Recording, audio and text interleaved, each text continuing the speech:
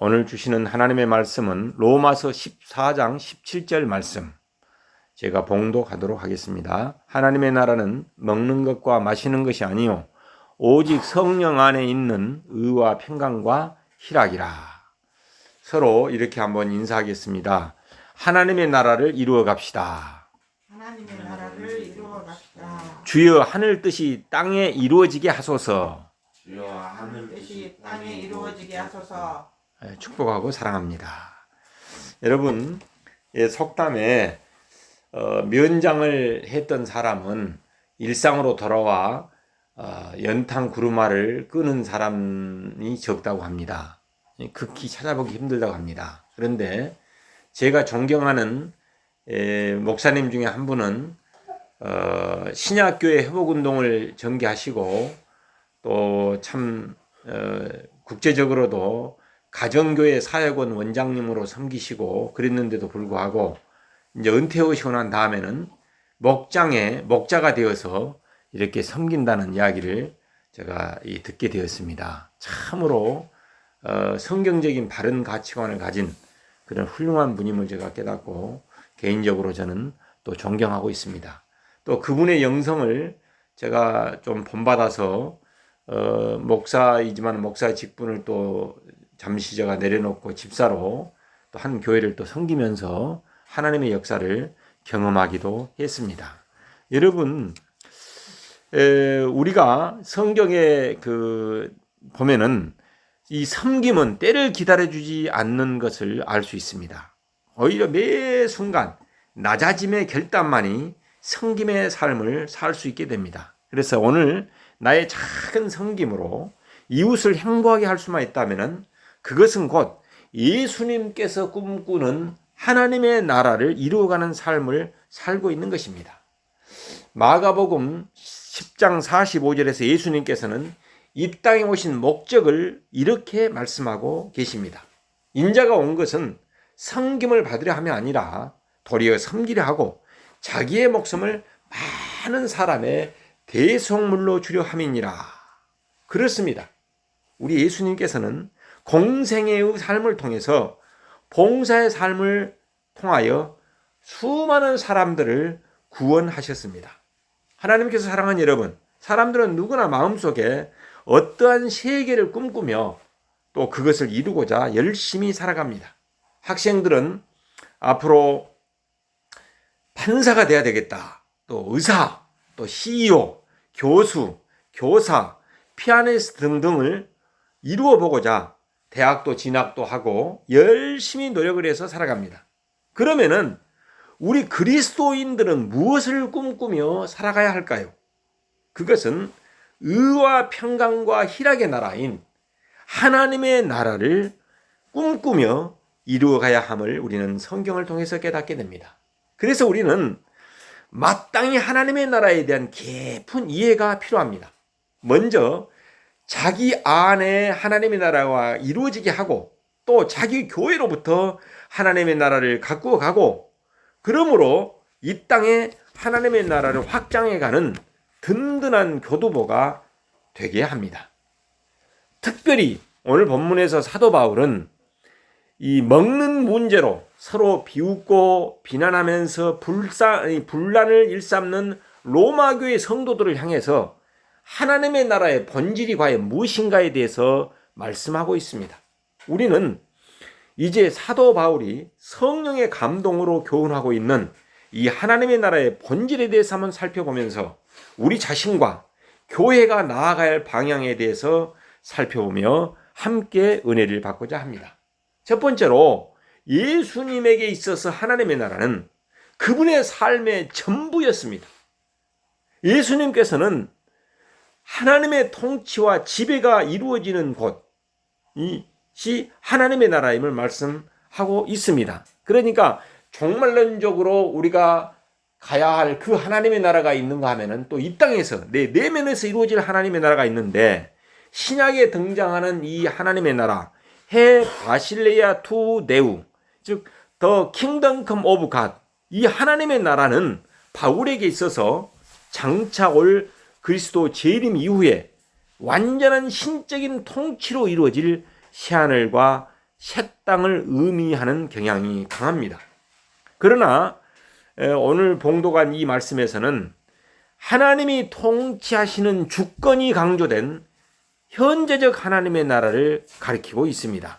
즉 바울이 여기에서 말하는 이 하나님의 나라는 성경에서 일반적으로 사용되고 있는 종말론적인 미래의 그 왕국, 그 하나님의 나라가 아닙니다. 이것은 현재 성도들의 마음속에서 진행되는 하나님의 통치를 나타내고 있습니다. 그래서 신약 성서학자로 유명한 바클레이는 이것을 뭐라고 기독교라고 정의를 했습니다. 또 리빙 바이블은 그리스도인인 우리를 위해서 중요한 일,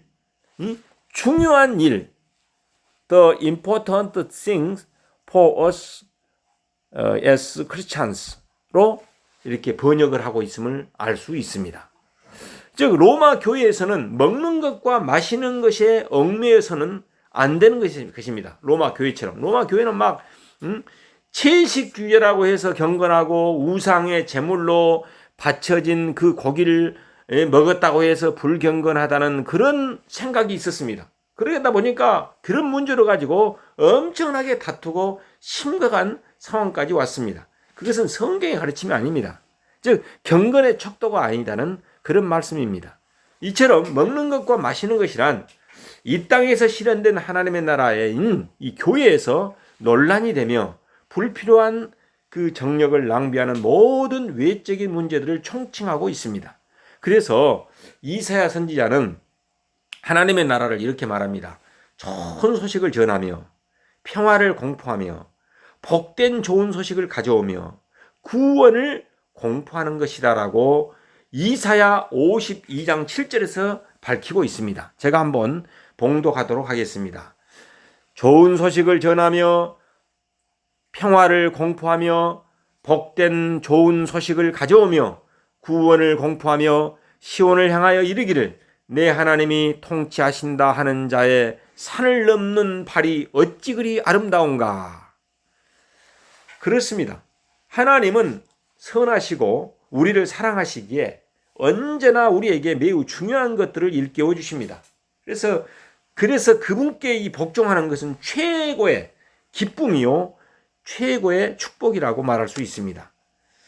그래서 주 예수님과 동행함으로써의 이 기쁨의 감격이 가득한 곳이 하나님의 나라인 것입니다. 그래서 찬송가 438장에 이 고백이 나와 있습니다. 내 영혼이 은총 입어 내 영혼이 은총 입어 중한 죄짐 벗고 보니 슬픔 많은 이 세상도 천국으로 화하도다. 할렐루야 찬양하세 내 모든 죄 사함 받고 주 예수와 동행하니 그 어디나 하늘나라. 3절 높은 산이 거친 들이 조막이나 궁궐이나 내 주 예수 모신 곳이 그 어디나 하늘나라. 할렐루야 찬양하세 내 모든 죄 사함 받고 주 예수와 동행하니 그 어디나 하늘나라. 아멘. 주 예수님과 동행하며 공부하는 것은 그것이 하나님의 나라의 줄로 있습니다. 주 예수와 동행하니 그 어디나 하늘나라. 그렇습니다. 예수님께서는 바로 하나님 나라의 복음을 전하기 위해 보내심을 받으셨습니다. 공생의 시작을 마태복음 4장 17절에서 이렇게 말씀하십니다. 이때부터 예수께서 비로소 전파 이르시되 회개하라 천국이 가까웠느니라. 예수님께서는 갈릴리 지역을 두루 다니면서 회당에서 천국 복음을 전파하시고 모든 병과 모든 약한 것들을 고치셨습니다. 마태복음 4장 23절 말씀에 보면은 예수께서 온 갈릴리에 두루 다니사 그들을 회당에서 가르치시며 천국 복음을 전파하시며 백성 중에 모든 병과 모든 약한 것을 고치셨다라고 말씀하고 있습니다. 그래서 공생의 삶은 교육과 복음 전파와 봉사의 삶을 사셨다는 말씀인 것입니다. 마태복음 9장 35절 말씀에 보면은 예수께서 모든 도시와 마을에 두루 다니사 그들을 회당에서 가르치시며 천국 복음을 전파하시며 모든 병과 모든 약한 것을 고치시니라라고 말씀하고 있습니다.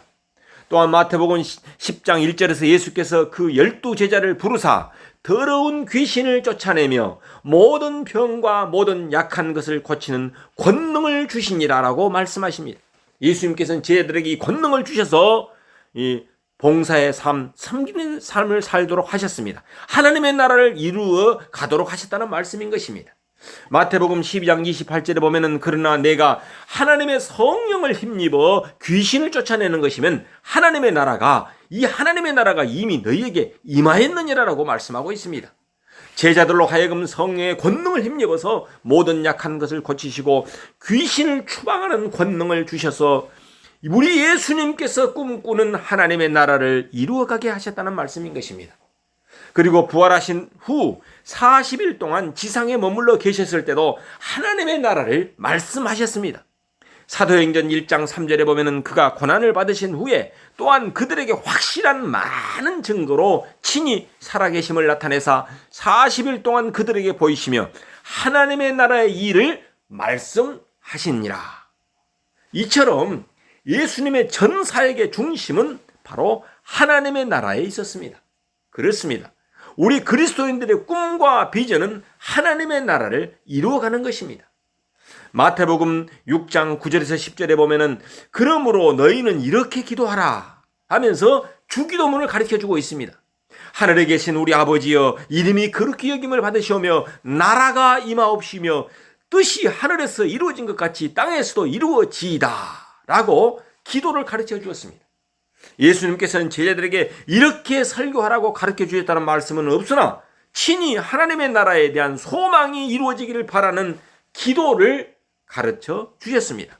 하나님의 나라가 임하기를 기도하라. 뜻이 하늘에서 이루어진 것 같이 이 땅에서도 이루어지기를 기도하라라고 친히 가르쳐 주셨습니다.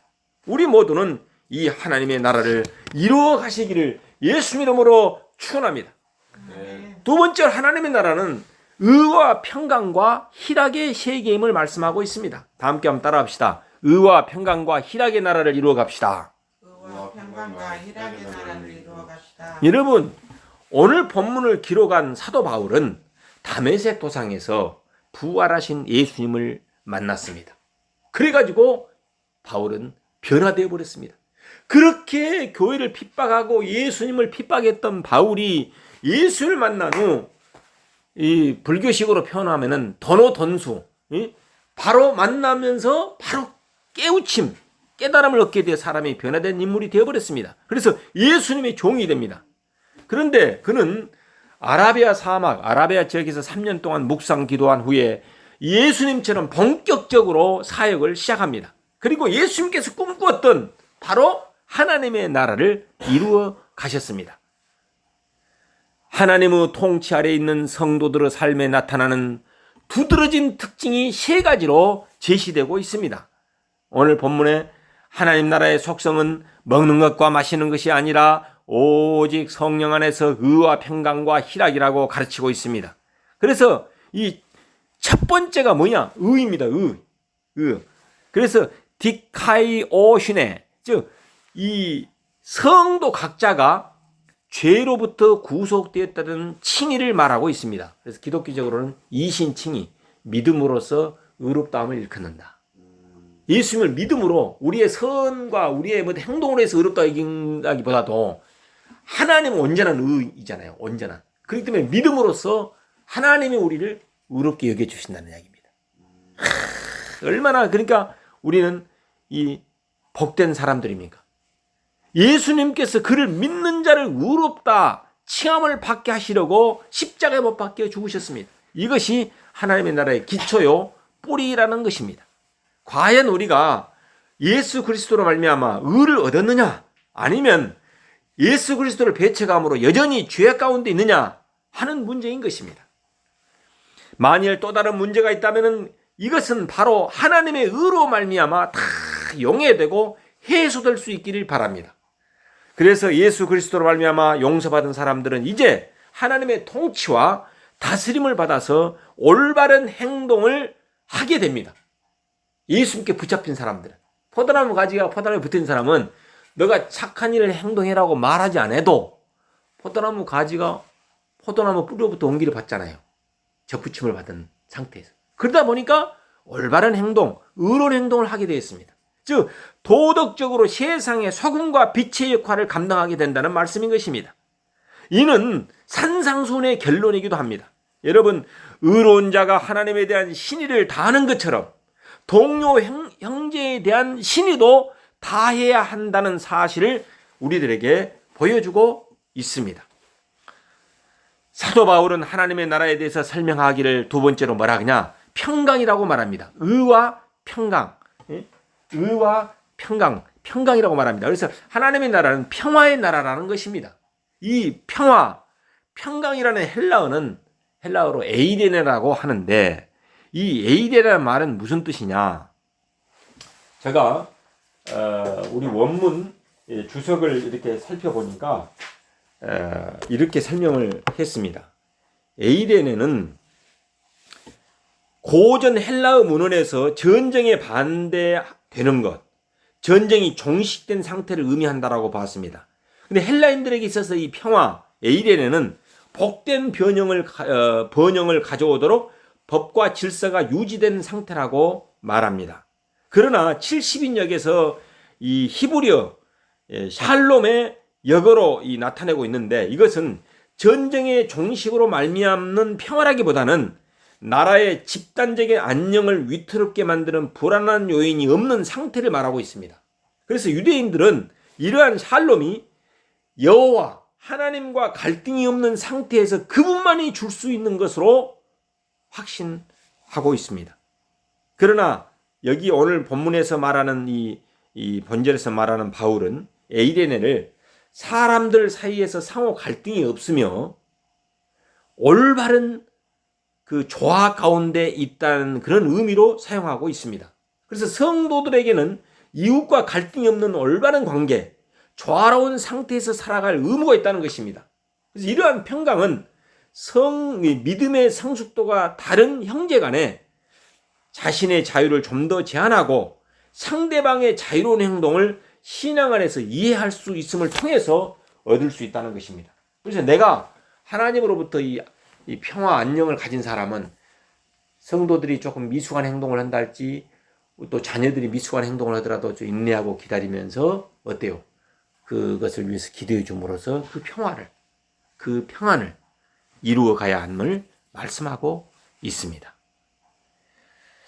그러니까 이 사람들 사이에서 상호 갈등이 없으며 올바른 조화 가운데 있다는 그런 의미입니다. 사람들과 함께 누리는 하나님의 나라의 그 열매를 말하고 있습니다. 죄악으로 말미암아 하나님과 원수가 되었고 또 본질상 진노의 자녀가 되었던 우리 아닙니까? 이러한 우리가 예수 그리스도로 말미암아 의롭다심을 얻게 되었으니 어찌 평강, 평화롭게 살지 않겠습니까? 그래서 우리는 성도에게 있어서 이웃과 갈등이 없는 올바른 인간관계, 조화로운 상태에서 살아야 할 의무가 있다는 것을 말씀해주고 있습니다. 하나님께서 사랑하는 여러분, 우리가 참으로 그리스도로 말미암아 의롭게 되었다는 사실을 만약에 믿는다면은 하나님께서 주시는 이 참 평화가 찾아올 것입니다. 참 평강이 찾아올 것입니다. 그래서 예수님의 그 속죄하심, 예수님이 십자가에 못 박혀 죽으심으로 믿는 자마다 모든 죄가 용서받았다는 속죄함, 죄사함, 죄 용서를 믿을 때 하나님 아버지와 화목하게 됨으로써 얻게 되는 평화로운 마음 상태를 말하고 있습니다. 빌립보서 4장 6, 7절에 보니까 이런 말씀이 하나님의 평강을 말하고 있습니다. 아무것도 염려하지 말고 다만 모든 일에 기도와 간구로 너희 구할 것을 감사함으로 하나님께 아뢰라. 그리하면 모든 지각에 뛰어난 하나님의 평강, 이 에이덴의 평화가 그리스도 예수 안에서 너희 마음과 생각을 지키시리라. 그렇습니다. 이 본문을, 이 말씀을 생각할 때마다 저는 찬송가 412장이 떠올라요. 내 영혼의 거룩히 깊은 데서 맑은 가락이 울려나네. 하늘 곡조가 언제나 흘러나와 내 영혼을 고이 사네. 평화 평화로다 하늘 위에서 내려오네. 그 사랑의 물결이 영원토록 내 영혼을 덮으소서. 아멘. 우리가 우리 내면에 하나님의 평강이 넘쳐날 뿐만 아니라 이 평화가 흘러넘쳐서 이웃에게까지 영향력을 미치는, 이 지역사회와 이 민족과 지구촌에까지 영향력을 미치는 위대한 하나님의 사람들이 되시길 예수 이름으로 축원합니다. 세 번째로는 희락입니다. 희락. 이는 기쁨, 즐거움을 뜻합니다. 희락은. 그래서 사도 바울은 하나님의 나라를 가르쳐서 카라, 희락이라고 했습니다. 그 이유는 예수 그리스도를 믿음으로 우리가 의롭게 되고 평강케 되었을 뿐만 아니라 하나님의 영광을 바라게 되었기 때문입니다. 그래서 사도 바울은 이렇게 외칩니다. 또한 그로 말미암아 우리가 믿음으로 서 있는 이 은혜에 들어감을 얻었으며 하나님의 영광을 바라고 즐거워하느니라. 그렇습니다. 이 희락 또는 이 기쁨은 의를 추구하며 하나님과 더불어 화평의 관계를 누리는 성도들의 정서에 자연스럽게 일어나는 영혼의 기쁨인 것입니다. 세상 사람들은 쾌락을 추구해가지만 우리는 하나님이 주시는 이 희락을, 그래서 이 기쁨을, 즐거움을 추구하고 누리고 살아가는 사람들인 것입니다. 뿐만 아니라 성령 안에서 이웃과 모든 관계에서 오는 서로 사귐의 기쁨도 포함되고 있습니다.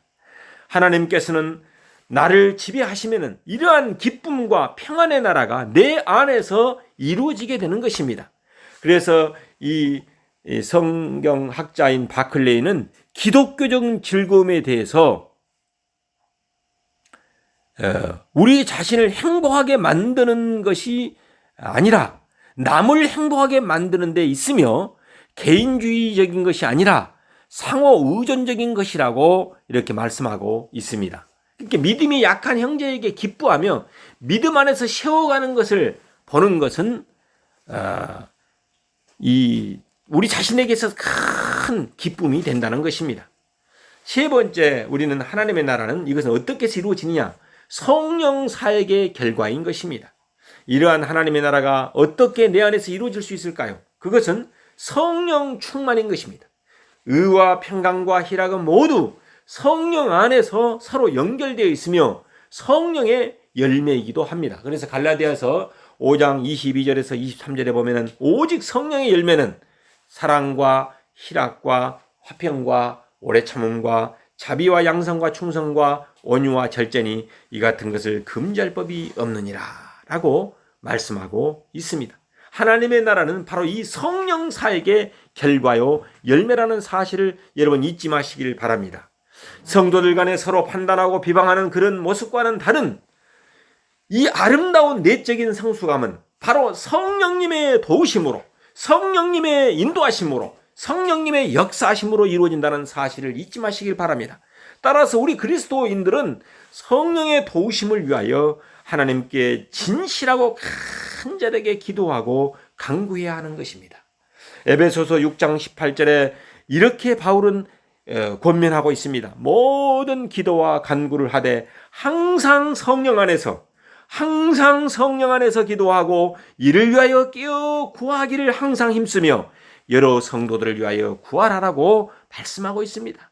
그러면 하나님은 이 간절히 구하고 찾고 두드리는 자에게 응답해 주실 것입니다. 하나님의 나라를 강구하고 찾고 이루어 나갈 때 우리의 개인과 가정과 이 지역사회와 민족과 지구촌이 의와 평강과 희락의 나라로 아름답게 꽃피어지기를 예수 이름으로 축원합니다. 아멘. 여기에 하나님의 말씀이 있습니다. 하나님의 나라는 먹는 것과 마시는 것이 아니요 오직 성령 안에 있는 의와 평강과 희락이라.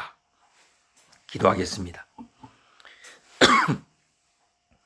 사랑의 하나님 아버지, 저희들의 삶의 목표와 방향이 사도 바울처럼 하나님의 나라가 되게 하여 주옵소서.